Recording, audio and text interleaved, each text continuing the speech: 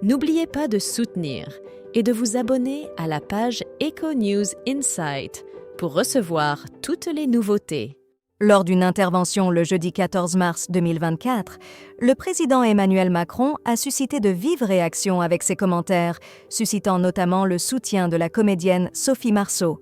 Ce jour-là, le président était l'invité des journaux télévisés de TF1 et France 2, offrant une interview approfondie à Gilles Boulot et Anne-Sophie Lapix. Au cours de cet entretien, il a abordé divers sujets d'importance, y compris le conflit en Ukraine.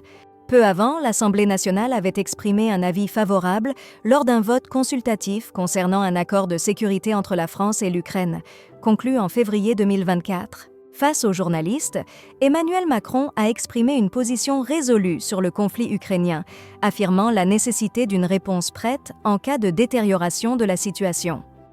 Nous devons dire que nous sommes prêts à répondre. Si la situation devait se dégrader, nous devons être prêts et nous serons prêts, a-t-il déclaré. Emmanuel Macron a souligné l'importance de soutenir l'Ukraine, affirmant que désirer la paix ne signifie pas négliger cet engagement.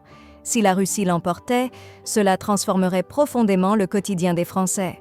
Notre sécurité serait compromise et la crédibilité européenne s'effondrerait totalement.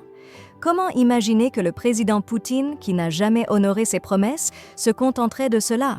A-t-il questionné. Le président a également critiqué les députés réticents à sa politique sur l'Ukraine.